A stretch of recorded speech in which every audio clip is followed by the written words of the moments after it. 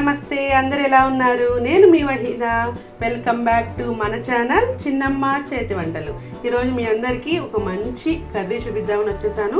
మరి కర్రీ అంటే చాలామందికి ఇష్టమైన ములక్కాడ టమాటా ఇగురు.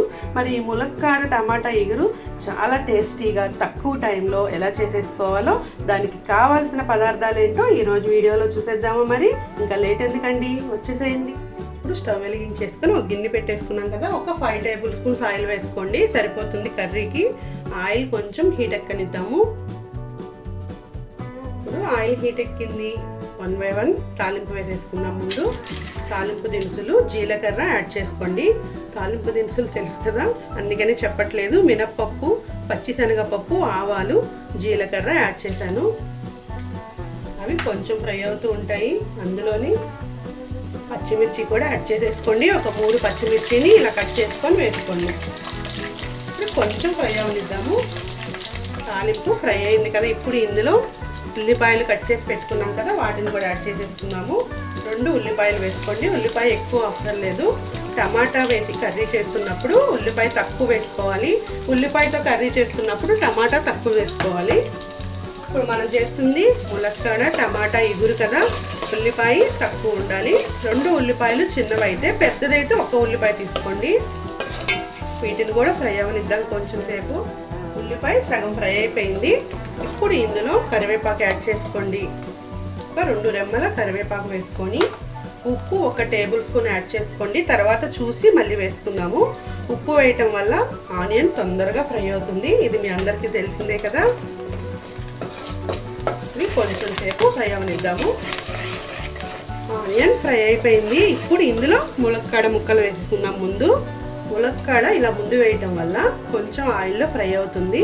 పచ్చి వాసన కూడా ఏమైనా ఉంటే ములక్కాడకి చక్కగా పోతుంది. ఇలా ముందు ములక్కాయలు వేసేసుకొని కొంచెం ఆయిల్లో ఫ్రై చేసుకోండి. చూడండి, ములక్కాయ కూడా ఉల్లిపాయతో 2 నిమిషాలు ఫ్రై చేసేసుకున్నాము.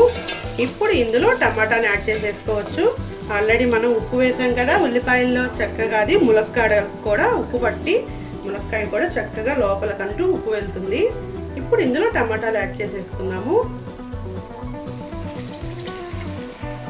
ఒకసారి మొత్తం కలుపుకోండి. టమాటాలో ఉన్న నీరుతో ములక్కాయ చక్కగా మగ్గించుకోండి. వాటర్ ఏమి యాడ్ చేయమాకండి. ముందు టమాటాలో ఉన్న నీరంతా బయటికి వచ్చి ఈ ములక్కాయ అంతా చక్కగా మగ్గిద్ది. ఇలా కొంచెం సేపు మగ్గనివ్వండి మూత పెట్టేసి.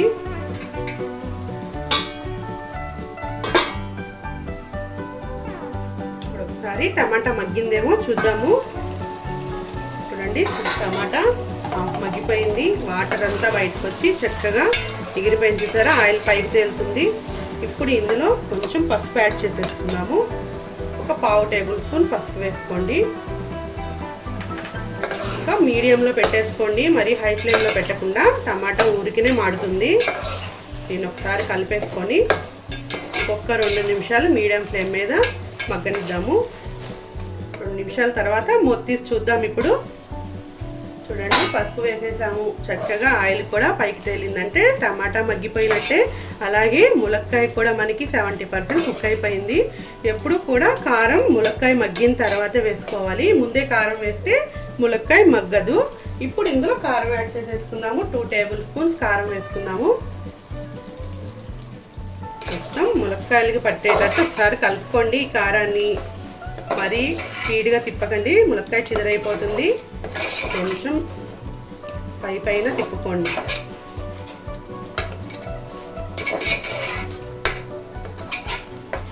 ఇప్పుడు ఇంకొక 2 నిమిషాలు మూత పెట్టేసి కారం ఫ్రై అవనిద్దాము ఆయిల్లో.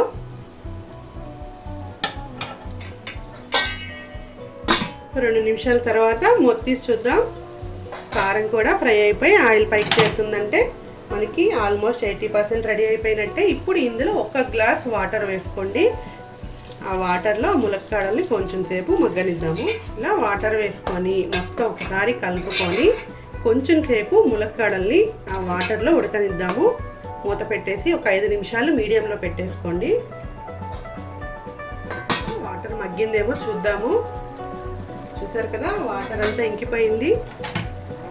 ఈ స్టేజ్లో మీరు ఒకసారి ఉప్పు చూసుకోండి. మనం వేసిన ఉప్పు సరిపోయిందో లేదో ఇప్పుడు చూసుకొని కావాలంటే యాడ్ చేసుకోవచ్చు.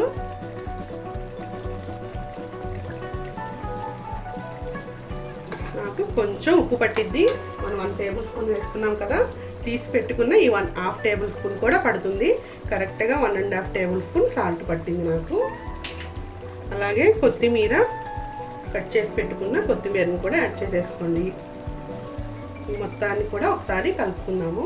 కొత్తిమీర యాడ్ చేసుకొని ఒకసారి కలుపుకొని ఇంకొక 2 నిమిషాలు మూత పెట్టేసి కొత్తిమీర కూడా కొంచెం మగ్గనిద్దాము.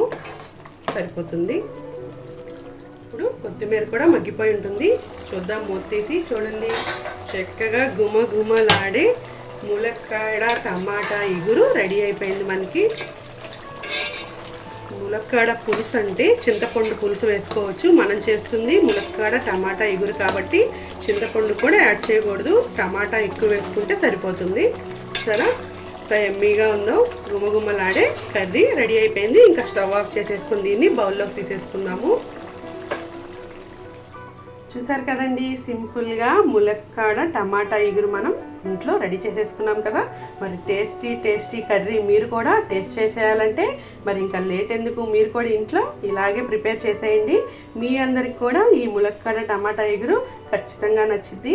మరి ఈరోజు వీడియో మీ అందరికీ నచ్చినట్లయితే ప్లీజ్ మన ఛానల్ని లైక్ చేయండి, షేర్ చేయండి, అలాగే సబ్స్క్రైబ్ చేసుకోండి. గంట సింబల్ని కూడా కొట్టేసేయండి. నెక్స్ట్ నోటిఫికేషన్స్ అన్నీ మీకు వస్తూ ఉంటాయి. Thank you.